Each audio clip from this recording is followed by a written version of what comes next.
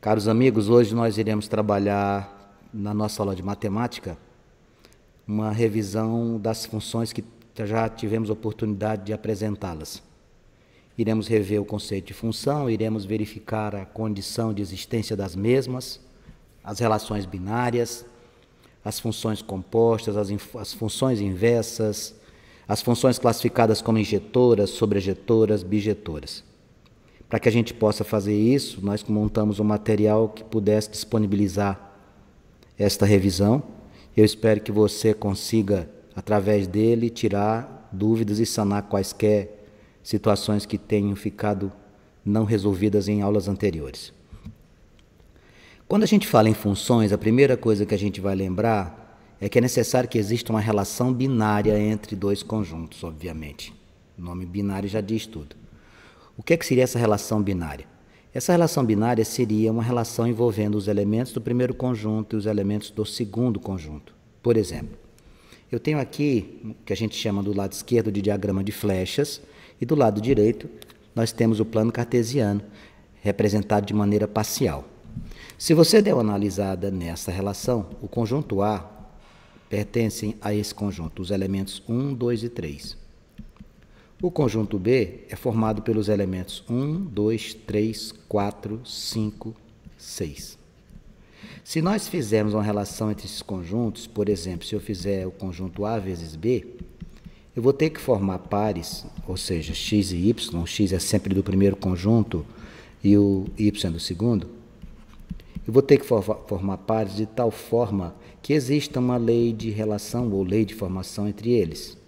Nesse caso, se você der uma olhadinha ali, eu tenho o 1 com o 3, o 2 com o 4 e o 3 com o 5. Dá para eu perceber que existe uma relação que corresponde a y igual a x mais 2. Você pega o 1 somado com 2 dá 3, você pega o 2 somado com 2 dá 4, você pega o 3 somado com 2 dá 5.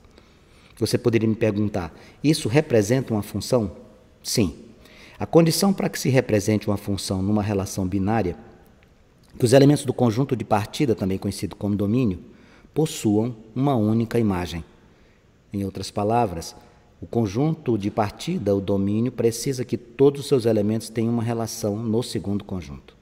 As restrições para efeito de definição de funções ficam limitadas ao primeiro conjunto. Você não precisa se preocupar com o segundo. Você deve ter percebido, por exemplo, que aqui no segundo conjunto existem elementos com ausência de relação. Isso não importa. O importante para nós é o primeiro conjunto. Então, qual seria a condição básica para que exista uma função dentro de uma relação binária? A condição básica é que todos os elementos do domínio possuam uma única imagem. Nem pode ter elemento com mais de uma imagem e nem pode faltar imagem para ninguém. Então, neste caso aqui, por exemplo, se eu quisesse marcar no plano cartesiano, eu colocaria sempre o primeiro no eixo horizontal e o segundo no eixo vertical, o par x, y, no eixo das abscissas e ordenadas, respectivamente. Então, eu tenho um ponto 1, 3, ele ficaria aqui, ó. Você traça uma vertical e uma horizontal e marca a interseção de ambas.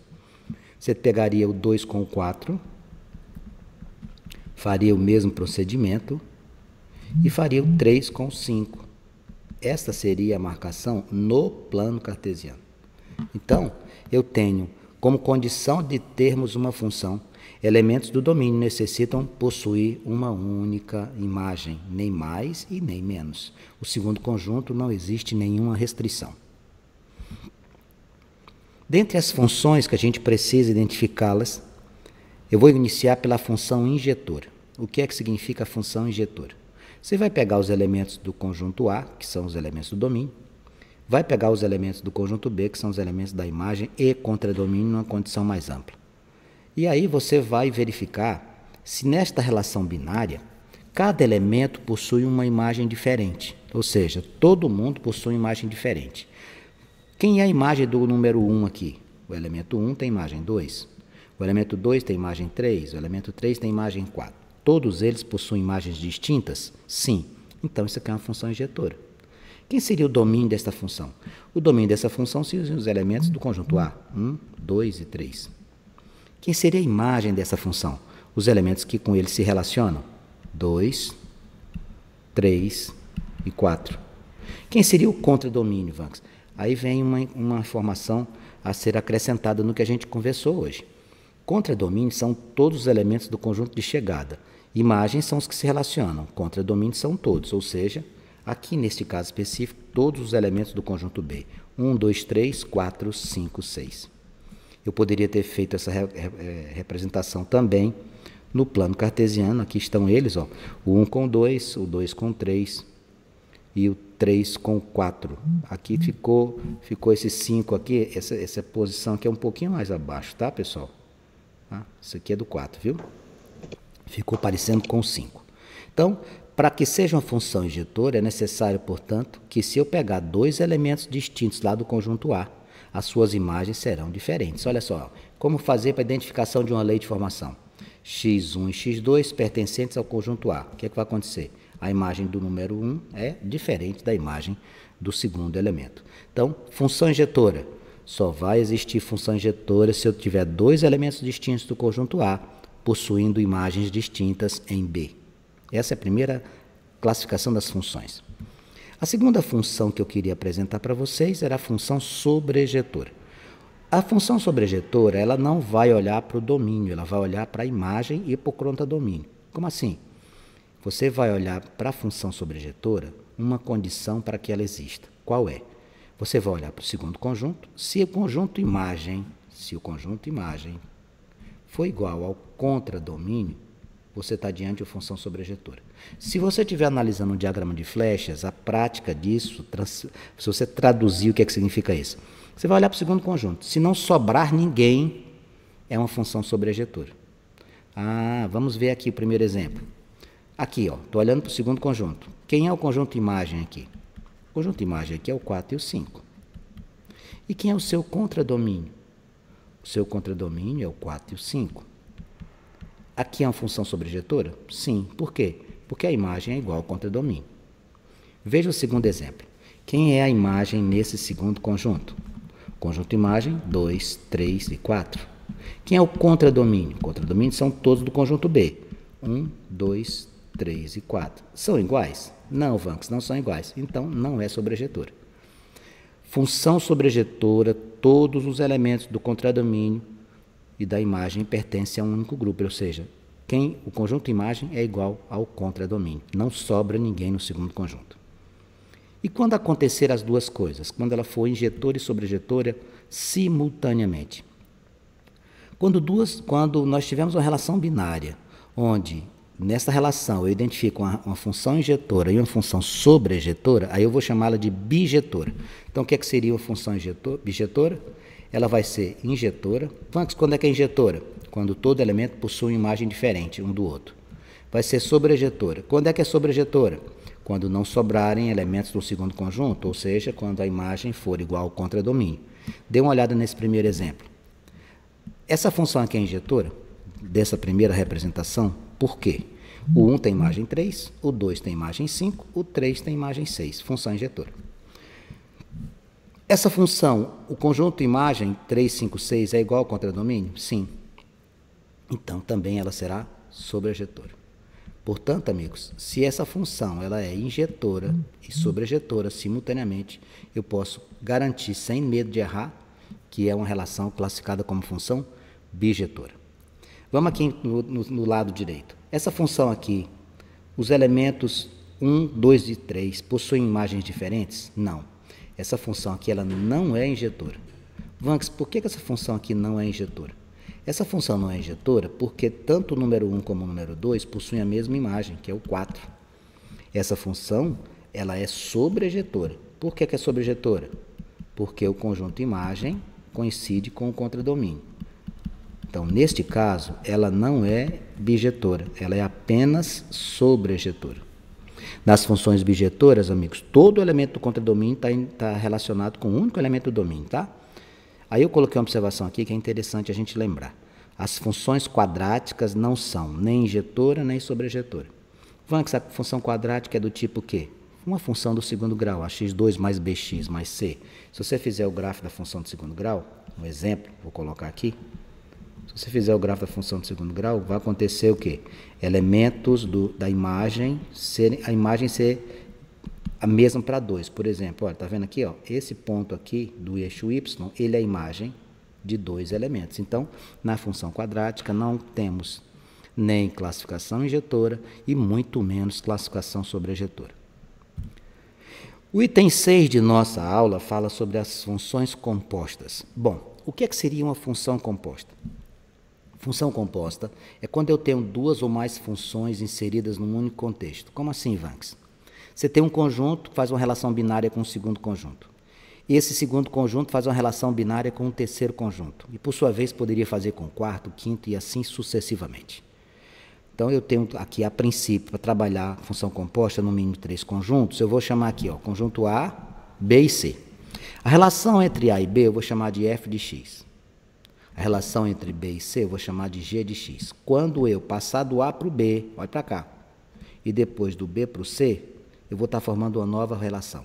Essa relação é a função composta H. Veja, o que é o H? O H é você fazer o f de x e fazer o g de x de forma sucessiva. O que a gente tem que fazer? Eu coloquei uma observaçãozinha aqui embaixo para que você não lembrasse de coisas erradas, você tivesse certeza de que está fazendo a coisa certa. Veja, iniciar o cálculo sempre pela função interna. Como assim? Que se você começar a fazer esse exercício pela primeira função, você vai errar. Você tem que começar de dentro para fora. No caso onde você tem a função g de f de x, o que você faria primeiro? O f. Quando você tem f de g de x, você faz quem primeiro? O g. Eu queria que você desse um exemplo para eu ver e visualizar. Vamos dar uma olhadinha primeiro no diagrama de flechas? Veja lá, o 1 está indo para o 2, depois o 2 está indo para o 3. O 2 tem imagem 3 e o 3 passa para o 4. O 3 tem imagem 4, depois vai para o 5. Veja o que é que eu tenho aqui, ó. Sendo f de x igual a 3x mais 2, g de x igual a x ao quadrado mais 1, calcule f de g de 2 mais g de f de 2. Faça um de cada vez. F de g de 2. Como é que você vai fazer? De dentro para fora. Primeira coisa que você vai fazer é o g de 2. O g de 2 vai ser igual a 2 ao quadrado menos 1. Isso aqui vai dar quanto? 3.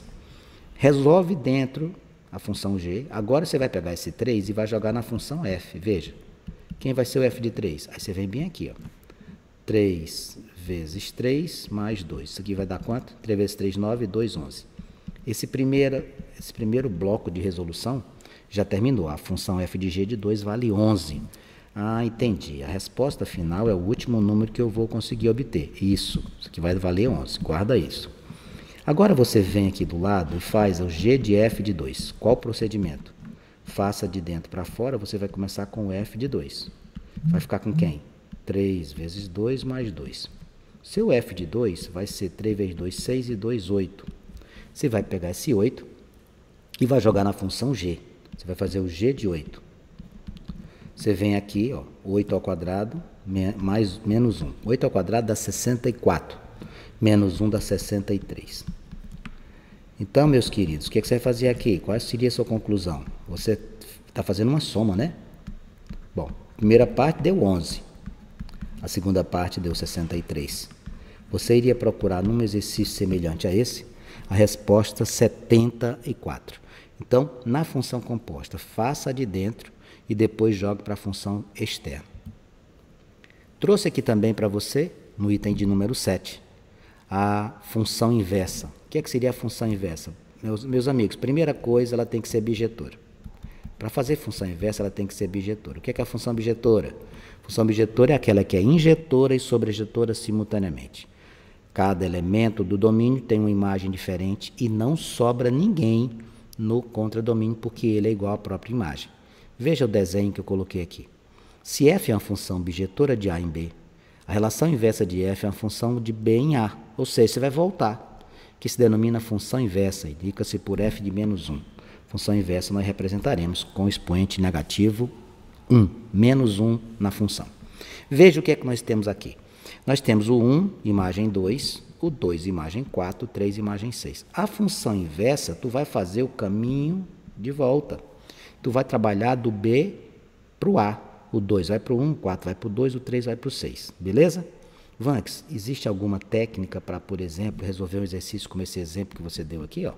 Sendo f de x igual a 3x mais 7, Determine o valor da função inversa de 19. Bom, o primeiro passo é você construir a função inversa. Eu vou anotar aqui o que é que você tem que fazer. A regra é essa. Eu gostaria que você ficasse atento. O primeiro passo, você chama fx de y. Chama fx de y. Se já tiver y, melhor ainda. É um passo a menos. O segundo passo, você vai trocar x por y. Como assim trocar x por y? Onde você tiver y, você coloca x.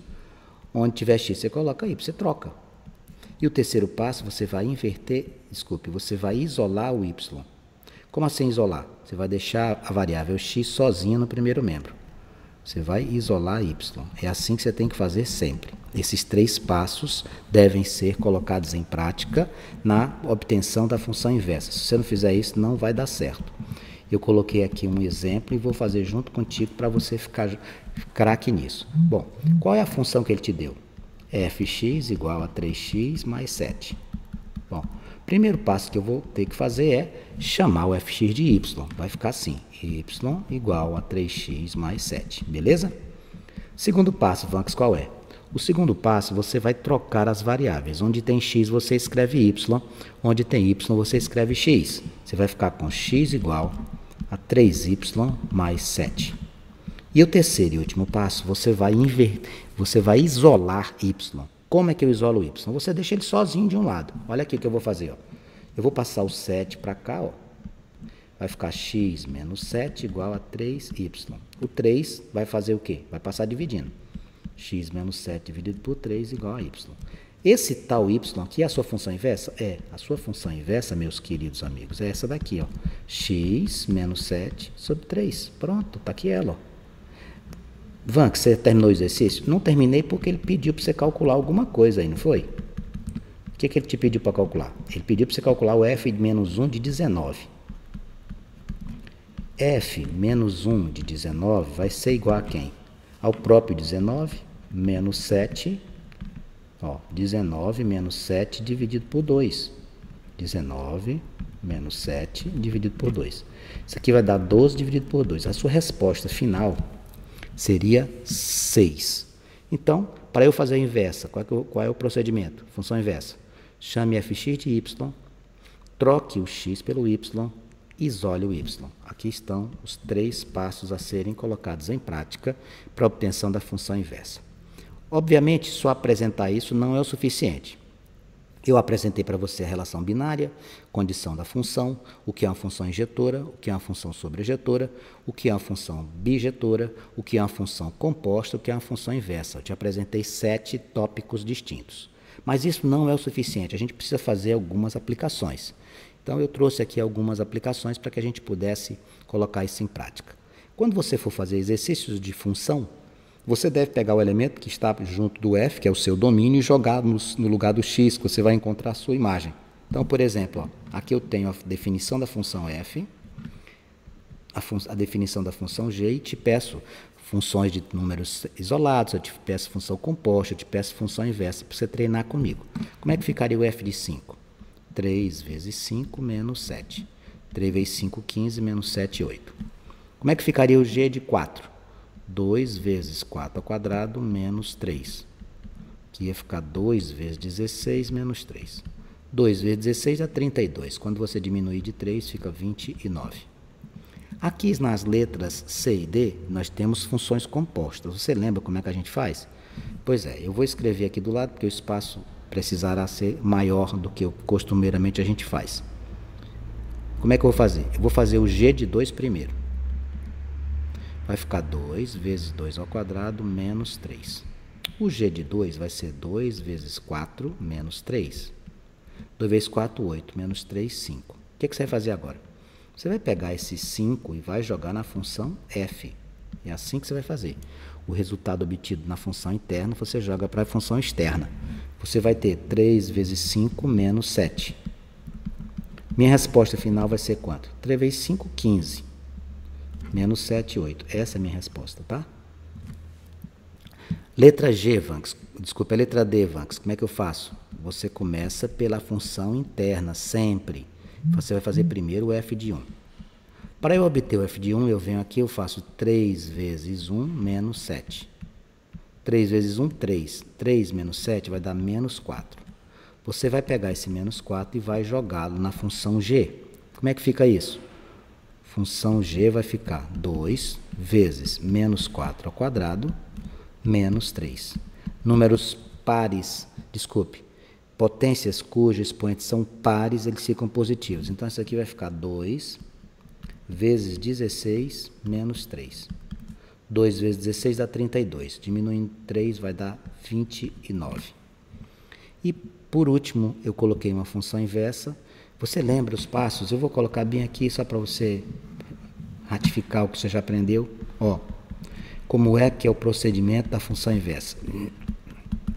Primeiro passo qual é? Chama fx de y. Segundo passo, troca x por y. E o terceiro e último passo, isola y. É assim que você tem que fazer. A função inversa exige essa sequência, não esqueça disso, por favor. Bem, como é que vai ficar aqui? A função f, eu vou fazer y igual a 3x menos 7. Troque. X igual a 3y menos 7. Isole.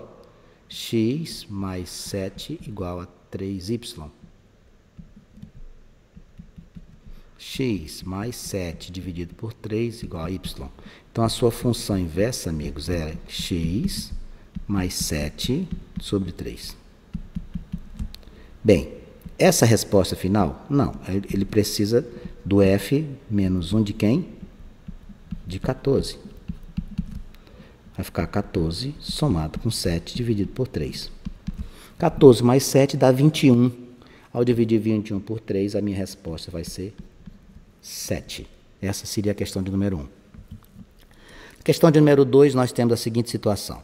Um táxi começa uma corrida com um taxímetro marcando R$4, o que eles chamam normalmente de bandeira, né? Um valor fixo. Cada quilômetro rodado custa R$1,50.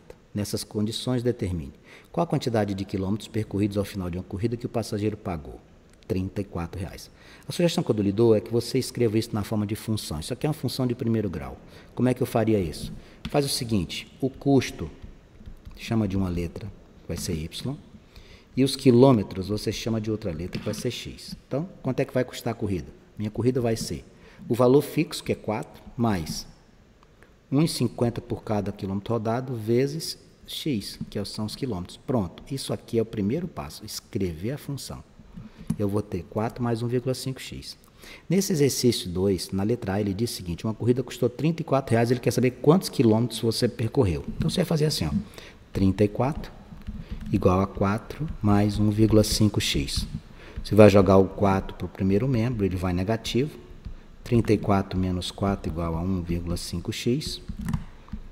Vai ficar 30 igual a 1,5x. 30 dividido por 1,5 igual a x. Quando eu divido 30 por 15, dá 2. Por 1,5, 20. Portanto, essa corrida teve 20 quilômetros de percurso. Na letra B, ele diz, qual o valor a ser pago por um passageiro numa corrida cujo trajeto é de 12 km? Faça o uso da equação que você escreveu. E o y é igual a 4 mais 1,5x. Esta equação é o primeiro passo. Identifica a equação, porque aí você faz qualquer exercício. No exercício anterior, ele perguntou quantidade de quilômetros, agora ele quer valores. Então, vai ficar como? Y igual a 4 mais 1,5 vezes 12. Quanto é corrida? 4 mais 1,5 vezes 12, 15. 15 vezes 12 dá 180. Isso aqui vai dar R$18, né? 18, 15, 150, 180. Isso, 18. Qual vai ser o custo da minha corrida? A minha corrida vai custar R$22. E a letra C? Se o taxista, após realizar 10 corridas num dia, arrecadou R$265, qual a quantidade média de quilômetros percorridos por corrida nesse dia? Bom, ele quer uma média, então não vou querer descobrir cada corrida, eu faço uma média. Eu vou pegar o valor total arrecadado, que foi 265, já que é média, e vou dividir pelo número de corridas que ele obteve isso. Foram 10. Então, em média, quanto que ele recebeu por corrida? Em média, cada corrida ele conseguiu obter R$26,50. R$1,50. Bom, ele quer saber quantos quilômetros. Y é igual a 4 mais 1,5x. 26,50 igual a 4 mais 1,5x. Eu vou jogar esse 4 para cá, ele vem negativo, vai ficar 26,5 menos 4 igual a 1,5x. 26,5 menos 4 fica 22,5 igual a 1,5x. Passe esse 1,5 dividindo, você vai ficar 22,5 dividido por 1,5. Sugestão que eu lhe dou, você elimina essa vírgula, ó. Deixa 225 dividido por 15. Por quê? Você tirou uma vírgula no numerador, tirou uma do denominador. Quando você divide 225 por 15, você encontra 15. Então, a média de quilômetros neste dia por corrida foi de 15. Em média, 15 quilômetros por corrida. A questão de número 3, eu te trago 6 diagramas de flechas e pergunto quais são os que representam efetivamente funções. Vamos no primeiro. O primeiro tem o número 1 com as imagens 3 e 7 e tem o número 2 com as imagens 3, 5 e 7. Isso aqui é função? Não. Por que, Vanks, que não é função? Não é função porque um elemento do domínio não pode ter mais de uma imagem. Na segunda situação, eu tenho o 0 com 0, o 1 com 5, o 4 com 20 e o 8 com 10. Todos os elementos do domínio têm uma única imagem? Sim. O segundo conjunto não importa. Isso aqui é uma função? Sim. No terceiro exemplo, eu coloquei 0, 1, 2, 3, 4 e eu observo, quando eu olho para o diagrama de flechas, que o 0 não tem imagem. Isso aqui é função? Não.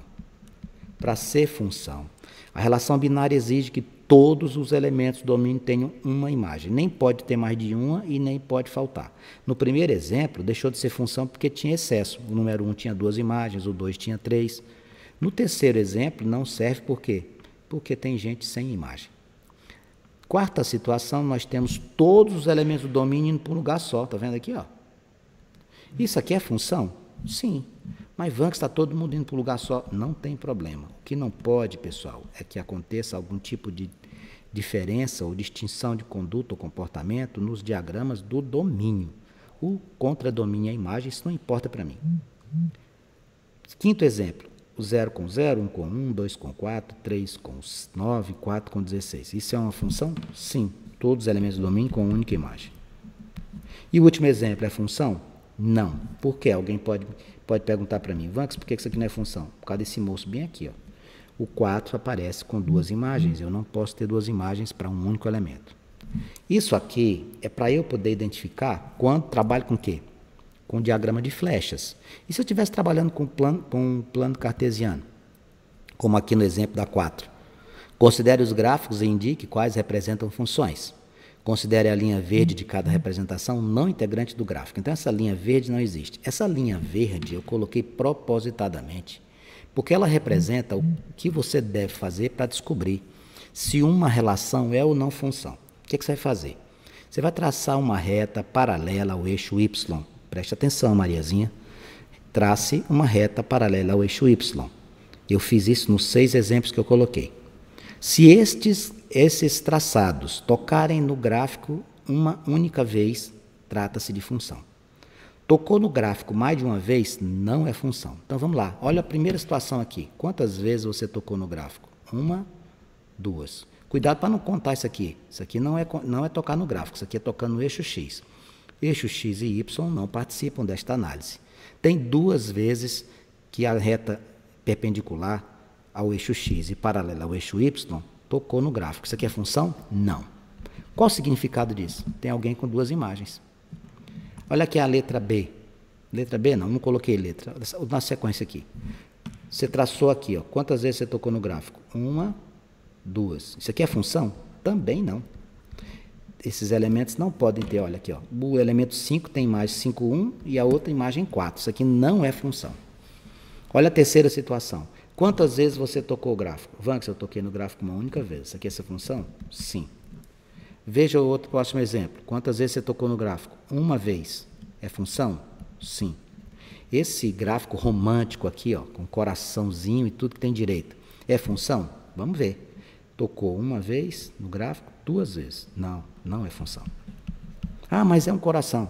Podia ser coração, pulmão, fígado, baço, rim.